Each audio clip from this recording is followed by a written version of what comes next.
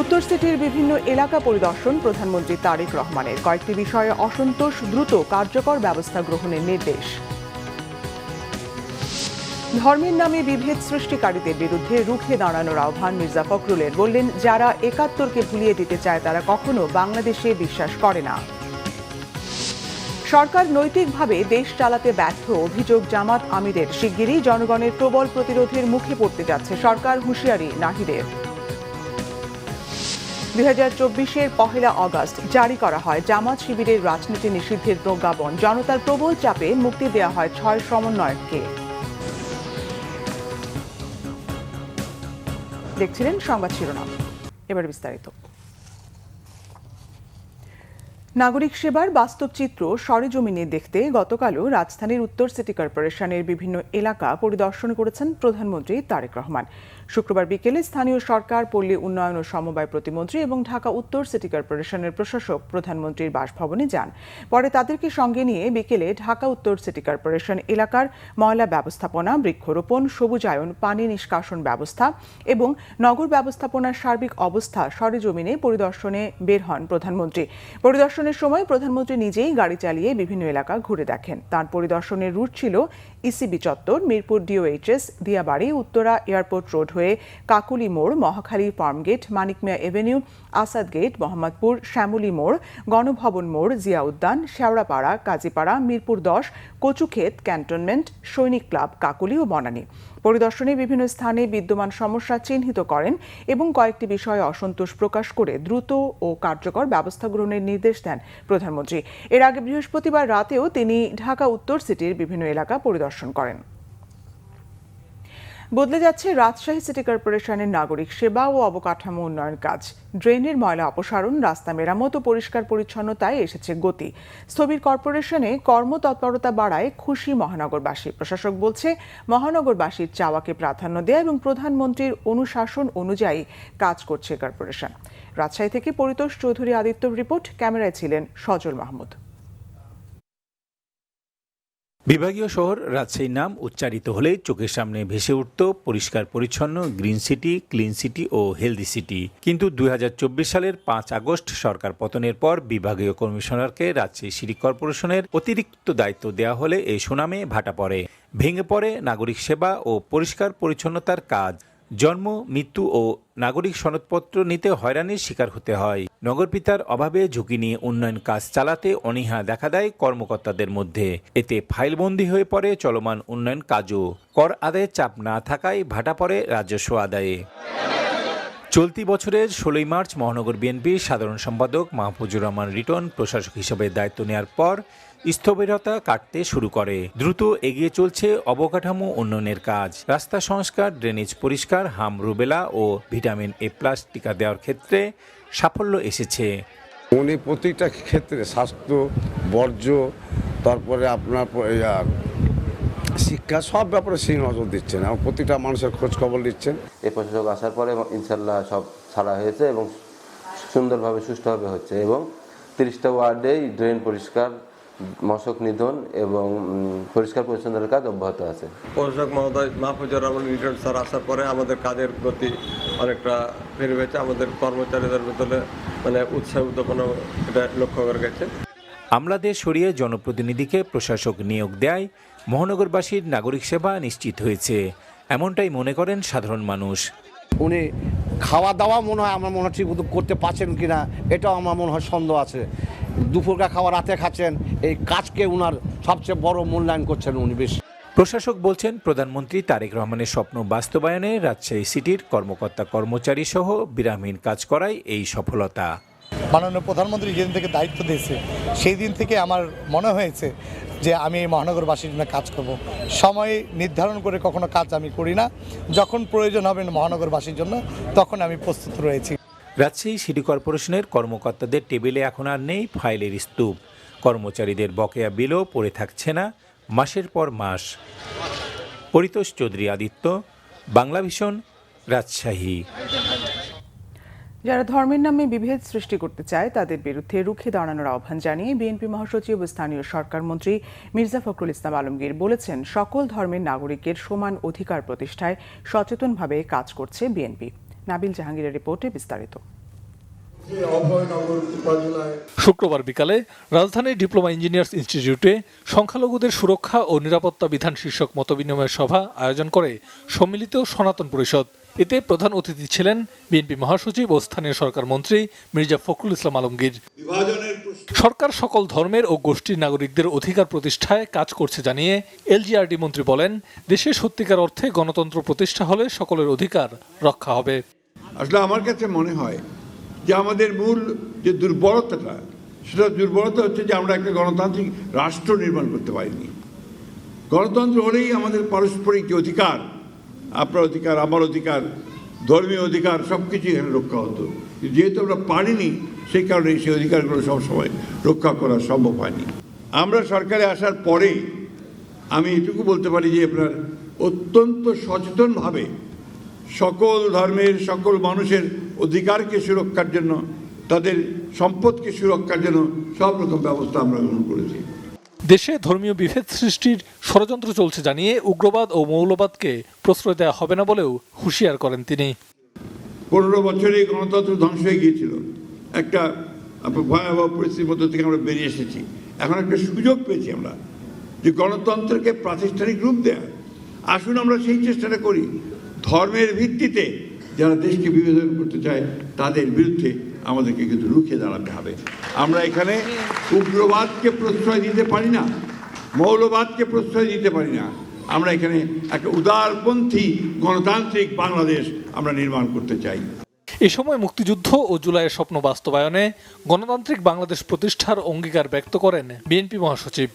যারা 71কে ভুলে যেতে চায় বা ভুলিয়ে দিতে চায়, তারা কখনো বাংলাদেশে বিশ্বাস করে না। একই সঙ্গে আমরা জুলাইকে অস্বীকার করতে পারি না। নাবিল জাহাঙ্গীর, বাংলাভিশন, ঢাকা। আইনের রক্ষক হয়েও ভক্ষকের কাজ করছে সরকারি দলের নেতারা। শুক্রবার রাজধানীর চক্ষু বিজ্ঞান ইনস্টিটিউটে হবিগঞ্জে আহত এনসিপি নেতা আলিফকে দেখতে গিয়ে এমন অভিযোগ করেন বিরোধী দলীয় নেতা ও জামাত আমির ডাক্তার শফিকুর রহমান। বিস্তারিত ফজলে রাব্বির প্রতিবেদনে। শুক্রবার বিকালে হবিগঞ্জের হামলায় চোখ হারানো জাতীয় নাগরিক পার্টির নেতা আলিফকে রাজধানীর চক্ষু বিজ্ঞান ইনস্টিটিউটে দেখতে যান জামাতে আমির ডাক্তার শফিকুর রহমান। পরে সাংবাদিকদের বলেন, আইনের রক্ষক হয়েও সরকারি দল ভক্ষকের ভূমিকা পালন করছে। সবার কথা বলার অধিকার সরকারকে নিশ্চিত করতে হবে। কারো বক্তব্য কারো পছন্দ না হলে আরেকটা বক্তব্য দিয়ে তার জবাব দেবে। আর তিনি যদি কোনো গুরুতর অপরাধ করে থাকেন তাইলে আইনের আশ্রয় নেবে, কিন্তু নিজের হাতে আইন তুলে নেওয়ার অধিকার তো কেউ কাউকে দেয়নি। বিশেষ করে সরকার, যাদের দায়িত্ব হচ্ছে দেশে আইন শৃঙ্খলা রক্ষা করা, তারাই যদি আইনের রক্ষক না হয়ে ভক্ষক হয়ে যান, নিজের হাতে আইন তুলে নেন, তাহলে জনগণ কে কার কথা শুনবে? দেশে দুর্নীতি বৃদ্ধি পাওয়ায় সরকার নৈতিকভাবে দেশ চালাতে ব্যর্থ হয়েছে বলে অভিযোগ করেন জামাতে আমির। শুক্রবার সকালে জাতীয় প্রেস ক্লাবে পরিবহন শ্রমিক ফেডারেশনের ত্রিবার্ষিক জাতীয় সম্মেলনে এই মন্তব্য করেন বিরোধী দলীয় নেতা তারেক রহমান সাহেব, প্রধানমন্ত্রী। তিনি চান না, অথচ দুর্নীতি সবাই করে। এটা কিভাবে হলো? আমরা দেখি তার ইশারায় সবকিছু চলে, তাহলে তার ইশারায় এটা বন্ধ হয় না কেন? ব্যর্থতার দায় যখন স্বীকার করলেন, তখন কি এই সরকারের আর ক্ষমতায় থাকার কোনো নৈতিকতা থাকে? নৈতিক দিক থেকে সরকার তার অধিকার হারিয়েছে দেশকে পরিচালনা করা। চাঁদাবাজদের কাছে বিভিন্নভাবে পরিবহন শ্রমিকরা হয়রানির শিকার হচ্ছেন। সরকারি দল এসব নেতৃত্ব দিচ্ছে বলেও অভিযোগ করেন তিনি। চাঁদাবাজদের হাতে যেখানে সেখানে পরিবহন শ্রমিকরা তারা নাজেহাল হচ্ছেন। চাঁদা দিতে অস্বীকার করলেই তাদের উপর বিপদ নেমে আসছে। তাদেরকে মারধর করা হচ্ছে, আহত করা হচ্ছে, গাড়ি ভেঙে দেওয়া হচ্ছে। কারা করছে? সরকারি দলের লোকেরা করছে, এটা পরিষ্কার। এদিকে জুলাই শহীদদের মর্যাদা ও আহতদের সুস্থতা কামনায় বাদ জুম্মার রাজধানীর বাইতুল মোকাররম মসজিদে ঢাকা মহানগর দক্ষিণ জামাতের উদ্যোগে এক দোয়া মাহফিলের আয়োজন করা হয়। ফজলে রাব্বি, বাংলাভিশন, ঢাকা। সরকার গ্যাসের দাম বাড়ালে পেট্রো বাংলা ঘেরাওয়ের হুঁশিয়ারি দিয়েছেন বিরোধী দলীয় চিফ হুইপ নাহিদ ইসলাম। শুক্রবার রাতে রাজধানীর আগারগাঁওয়ে জাতীয় চক্ষু বিজ্ঞান ইনস্টিটিউটে হবিগঞ্জে হামলায় আহত ছাত্র শক্তির নেতা আলিফ চৌধুরীর খোঁজ খবর নেওয়া শেষে এসব কথা বলেন তিনি বলেন, মানুষের বাসায় গ্যাস নেই, বিল ঠিকই দিতে হচ্ছে। সরকার খুব শিগগিরই জনগণের প্রবল প্রতিরোধের মুখে পড়তে যাচ্ছে বলেও আগাম বার্তা দেন নাহিদ ইসলাম। আলিফের উপর হামলায় সরকারের নিরাপত্তার নিন্দা জানানোর পাশাপাশি জনগণকে আন্দোলনের জন্য প্রস্তুত হওয়ার আহ্বান জানান। বলেন, তরুণরা সরকারের সাথে নেই। এই যে গ্যাসের দাম বৃদ্ধি পেয়েছে, আমরা অবশ্যই পেট্রো বাংলা ঘেরাও করব যদি এই ধরনের গ্যাসের দাম বৃদ্ধি করা হয়। সারা ঢাকা শহরের মানুষ তো নেমে আসবে। মানুষের বাসায় এমনি গ্যাস পাচ্ছে না, গ্যাস নাই, কিন্তু তাকে প্রতি মাসে ঠিকই বিল দিতে হচ্ছে। এখন আপনি যখন এই বিদ্যুৎ কেন্দ্র এবং যানবাহনে গ্যাসের দাম বৃদ্ধি করবেন, এটার ইফেক্ট সারা দেশে পড়বে। দ্রব্যমূল্যের দাম বৃদ্ধি পাবে, কলকারখানা বন্ধ হয়ে যাচ্ছে, ব্যবসায়ীরা কেউ এই দেশে ইনভেস্টমেন্ট করতে চাচ্ছে না। এদিকে জাতীয় নাগরিক পার্টি এনসিপির উত্তরাঞ্চলের মুখ্য সমন্বয়ক সার্জিস আলম বলেছেন, আওয়ামী লীগের রাজনীতির পোস্টমর্টেম হবে। কেউ আওয়ামী লীগের মতো স্বৈরাচার হতে চাইলে তাদেরও স্বৈরাচার হতে দেওয়া হবে না। শুক্রবার সিলেটের কোম্পানিগঞ্জে এনসিপির জুলাই পদযাত্রা শেষে আয়োজিত পথসভায় তিনি এসব কথা বলেন। সার্জিস আলম বলেন, জুলাইয়ের গণ অভ্যুত্থানের মধ্য দিয়ে দেশের মানুষ স্বৈরাচারের বিরুদ্ধে অবস্থান নিয়েছে। ভবিষ্যতে কোনো রাজনৈতিক দল বা ব্যক্তি ক্ষমতায় গিয়ে একই ধরনের কর্তৃত্ববাদী আচরণ করলে জনগণ তা মেনে নেবে না। কোম্পানিগঞ্জে এনসিপির কর্মসূচিকে কেন্দ্র করে এলাকায় কঠোর নিরাপত্তা ব্যবস্থা নেওয়া হয়। কর্মসূচিতে দলটির কেন্দ্রীয় ও স্থানীয় নেতাকর্মীরা অংশ নেন।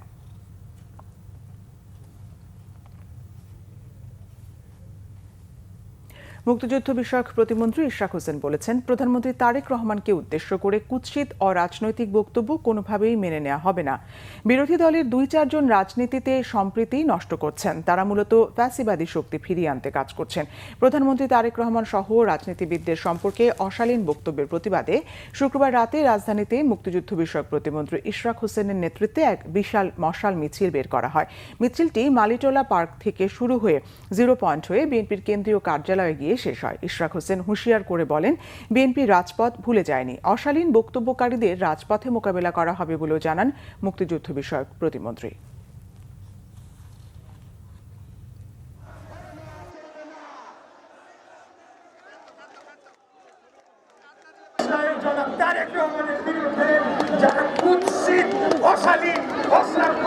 এবং অরাজনৈতিক রাজনৈতিক রয়েছে, যারা বাংলাদেশে এই যে গণতান্ত্রিক পরিবেশ সেটিকে বিনষ্ট করে প্রকৃতপক্ষে পলাতক ফ্যাসিবাদ খুনি হাসিনার স্বার্থকেই হাসিল করার চেষ্টা করে। বাক স্বাধীনতার কথা ভুলে যায় নাই, কিন্তু বাক স্বাধীনতার অজুহাতে আরেকজনের স্বাধীনতাকে হরণ করব, আরেকজনের চরিত্র হরণ করব, আরেকজনের বাক স্বাধীনতা গণতান্ত্রিক অধিকারকে হরণ করব, সেটা আমরা কোনোরকমভাবে হতে দেব না। 2024 সালের 1 আগস্ট আলটিমেটাম, মৌন মিছিল ও দেয়াল লিখনের মতো কর্মসূচিতে তখন উত্তাল ছাত্র জনতার আন্দোলন। এদিনেই বিশ্বের ইতিহাসে প্রথমবার লেখা হয় 32 জুলাইয়ের তারিখ। এদিন জামাত ইসলামী ও ছাত্র শিবিরের রাজনীতি নিষিদ্ধ ঘোষণার প্রজ্ঞাপন জারি করে সরকার। জনরোষ থেকে বাঁচতে 6 সমন্বয়ককে মুক্তি দিতেও বাধ্য হন স্বৈরাচারী শেখ হাসিনা। জিয়াউল হক সবুজের রিপোর্টে বিস্তারিত। 32 জুলাইয়ের উত্তাল আন্দোলন। ক্যালেন্ডারের পাতায় 1 আগস্ট হলেও বৈষম্য বিরোধী ছাত্র আন্দোলন গণনা শুরু করেন 32 জুলাইয়ের ধারাবাহিকতায়, যা শেষ পর্যন্ত থেমেছিল 36 জুলাইয়ে। ছাত্র জনতার আন্দোলনে নিহতদের স্মরণে স্মৃতিচারণ ও প্রতিবাদের গ্রাফিতিতে ভরে যায় রাজধানী সহ দেশের গুরুত্বপূর্ণ দেয়াল। 24-এর এই দিনে কর্মসূচি পালন করতে গিয়ে রাজশাহী, কুমিল্লা সহ দেশের বিভিন্ন জেলায় পুলিশি আক্রমণের শিকার হন ছাত্র, শিক্ষক সহ অনেকেই। সেদিন আটকও হন বেশ কজন। শিক্ষার্থীদের আন্দোলনে জামাত শিবিরের সহযোগিতার অভিযোগে দলটির রাজনীতি নিষিদ্ধ করে এদিন প্রজ্ঞাপন জারি করে আওয়ামী লীগ সরকার। এর মধ্য দিয়ে প্রকাশ্যে রাজনীতি করার সুযোগ হারায় দলটি। সেই সময়কার স্বরাষ্ট্রমন্ত্রী আসাদুজ্জামান খান এবং আইনমন্ত্রী আনিসুল হক হুঁশিয়ারি দিয়েছিলেন, জামাত শিবিরের সাথে সম্পৃক্ত কাউকে ছাড় দেওয়া হবে না। এই দলের আন্ডারে তারা রাজনীতি করতে পারবে না। সেদিনের অন্যতম বড় সংবাদ ছিল কোটা সংস্কার আন্দোলনের 6 সমন্বয়কের মুক্তির খবর। ডিবি কার্যালয় থেকে বন্দী সমন্বয়কদের ছেড়ে দেওয়ার খবরে অনেকে হাঁপ ছেড়ে বাঁচলেও আন্দোলনকারীদের দাবি ছিল সারা দেশে গ্রেপ্তার শিক্ষার্থীদের মুক্তি। এই দাবিতে নাগরিক সমাজ মিন্টো রোডে ডিবি কার্যালয়ের সামনে মানববন্ধনে সরকারকে 24 ঘন্টার আলটিমেটাম দেয়। সকল শিক্ষার্থীকে অবিলম্বে মুক্তি দেবে। সাধারণ ছাত্র জনতার হত্যার বিচার জাতিসংঘের তত্ত্বাবধানে করার দাবি তোলেন নিপীড়িত শিক্ষক সমাজ। এই দাবিতে ঢাকা বিশ্ববিদ্যালয় এলাকায় বিক্ষোভ সমাবেশে কণ্ঠ মেলান শিক্ষক ও শিক্ষার্থীরা। ব্লক রেডের নামে গণগ্রেপ্তার বন্ধ ও আটক শিক্ষার্থীদের নিঃশর্ত মুক্তি চান তারা। এত বড় সাহস এটা পায় কিভাবে? একটা বিশ্ববিদ্যালয়ের শিক্ষক বিশ্ববিদ্যালয়ে ঢুকতে পারবে না। চলমান কোটা সংস্কার আন্দোলনে সহিংসতা ও হত্যার বিচার চাওয়ার পাশাপাশি গণগ্রেপ্তার বন্ধে রাজপথে নামেন শিল্পীরাও। আকাশের কান্নাও সেদিন থামাতে পারেনি তাদের ক্ষোভের আগুন। আন্দোলনের ফাঁকে ঢাকা মেডিকেলে আহতদের দেখতেও যান শিল্পী সমিতির আরেক দল মানুষ। আমরা রক্ত দেখতে চাই না। যেসব হত্যা হয়েছে সেসবের বিচার চাই। পুলিশের গুলিতে আন্দোলনকারীদের প্রাণ গেলেও শেখ হাসিনার মতো ওবায়দুল কাদেরও সেদিন নির্লজ্জের মতো দাবি করেছিলেন ছাত্র জনতার ওপর পুলিশ গুলি ছুড়েছে এমন তথ্য সঠিক নয়। উল্টো অভিযোগ করেন তারেক রহমানের নির্দেশে আন্দোলনকারীদের ওপর গুলি চালিয়েছে বিএনপি জামাত। দেখামাত্র গুলি নির্দেশের বিষয়ে ভুল বার্তা দেওয়া হচ্ছে। সরকারের মন্ত্রীদের এসব বক্তব্যের প্রতিবাদ জানায় বিএনপি। জামাতের রাজনীতি নিষিদ্ধের নিন্দা জানিয়ে বিবৃতিও দেয় দলটি। বিএনপি মহাসচিব মির্জা ফখরুল ইসলাম আলমগীর সে সময় বলেছিলেন, সরকার শাক দিয়ে মাছ ঢাকার চেষ্টা করছে। নির্যাতনকারী আওয়ামী লীগ সরকারকে দ্রুত পদত্যাগ করে জনতার হাতে ক্ষমতা তুলে দেওয়ার দাবি জানান তিনি। এদিকে সঠিক কারণ জানা না গেলেও এদিন ডিবি পুলিশের দায়িত্ব থেকে বিদায় নেন ছাত্র জনতা হত্যার অন্যতম মাস্টারমাইন্ড হারুনুর রশিদ। অনেকেই যাকে চিনতেন ভাতের হোটেলের মালিক ডিবি হারুন হিসেবে। আমি মনে করি আমার ঊর্ধ্বতন কর্তৃপক্ষ আমাকে আস্থা এবং বিশ্বাস রেখে আরেকটি জায়গায় পদায়ন করেছে। জিয়াউল হক সবুজ, বাংলা ভিশন, ঢাকা। বরিশাল ৩৫০ মেগাওয়াট বিদ্যুৎ কেন্দ্রের দূষণে বরগুনার তালতলিতে ছড়িয়ে পড়েছে নানান রোগ ব্যাধি। কর্ম হারিয়েছেন অসংখ্য জেলে ও কৃষক, যা উঠে এসেছে গতকাল বাংলা ভিশনে প্রচারিত প্রতিবেদনে। কিন্তু এই বিদ্যুৎ কেন্দ্রটির গল্প শুধু দূষণের নয়, আছে জোরপূর্বক 450 পরিবারের জমি দখল করে নেওয়া এবং নদী খাল দখলেরও অভিযোগ। বরগুনা থেকে ফিরে বিদ্যুৎ কেন্দ্রটির দখল, দূষণ ও দুর্নীতি নিয়ে কেফায়েত শাকিলের 2 পর্বের ধারাবাহিকের আজ দেখুন দ্বিতীয় পর্ব। ফাতেমা আক্তার বরগুনার তালতলি উপজেলার নিশানবাড়ি ইউনিয়নের সাবেক ইউপি সদস্য। আজ যেখানে বরিশাল 350 মেগাওয়াট কয়লা ভিত্তিক তাপ বিদ্যুৎ কেন্দ্র, সেখানেই ছিল তার দোতলা বাড়ি, যা স্থানীয় প্রভাবশালীদের সহযোগিতায় দখল করে নেয় বিদ্যুৎ কেন্দ্র কর্তৃপক্ষ। এখন পাশের গ্রামে ছোট্ট ঘরে তার বসত। ফাতেমার অভিযোগ, জমি দখলের প্রতিবাদ করার অপরাধে এখনো পালিয়ে বেড়াতে হচ্ছে তার পরিবারের পুরুষ সদস্যদের। আমাকে জমি যে সময় প্রথম দখলে নেই, সেই সময় আমাকে সাদাবাজি মামলায় দিচ্ছে। আমাকে ফ্যামিলি যত আছে ওয়ারিশ এই জমির সাদাবাজি মামলা দিয়ে এত হরানিতে রাখছে, আমরা পলাইছি। গোরস্থানের মধ্যেও যাই রাতে রয়েছি, 25 জন 30 জন পুলিশ। ফাতেমার মতো বড় অঙ্কুজান পাড়ার জমি হারানো 450 পরিবারের পক্ষে নেতৃত্ব দিচ্ছেন সুলতান শিকদার। তার দাবি, 90-এর দশকের শেষের দিকে পায়রা নদীতে জেগে ওঠা খোট্টার চরের জমি 99 বছরের জন্য ভূমিহীনদের বন্দোবস্ত দেয় সরকার, অথচ সেই জমির বড় অংশই দখল করে শুরু হয় বিদ্যুৎ কেন্দ্র নির্মাণের কাজ। নথিপত্র বলছে 2017 সালে নির্মাণ শুরু হলেও জেলা প্রশাসন বিদ্যুৎ কেন্দ্রকে জমি বরাদ্দই দিয়েছে 2023 সালের অক্টোবরে। ততদিনে বিদ্যুৎ উৎপাদনও শুরু হয়ে যায়। সুলতান শিকদারের দাবি, সেই বরাদ্দ বৈধ নয়, কারণ জমি নিয়ে মামলা এখনো বিচারাধীন।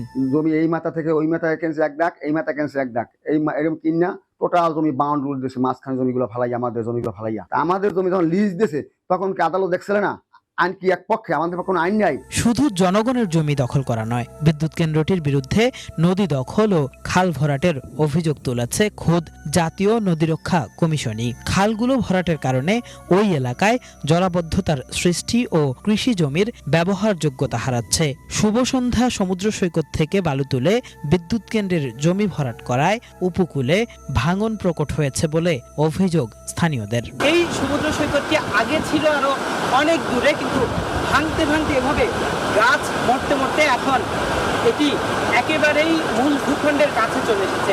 স্থানীয়রা মনে করেন এই জায়গা থেকে বিদ্যুৎ কেন্দ্রের জন্য যে বালু উত্তোলন করা হয়েছিল সেটির কারণেই এই সমুদ্র সৈকত এলাকায় এমন তীব্র ভাঙন সৃষ্টি হয়েছে। তাপবিদ্যুৎ কেন্দ্র করার জন্য যখন করছে তখন এখান থেকে বড় চায়না ড্রেজার থেকে যে বালুটা উত্তোলন করছে ওই জায়গা থেকে সরল জমিন থেকে 40 ফিট উপরে এই সম্পূর্ণ বালুটা এখান থেকে নেওয়ার কারণে আজকে এই বীজটা ধ্বংস হয়ে গেছে।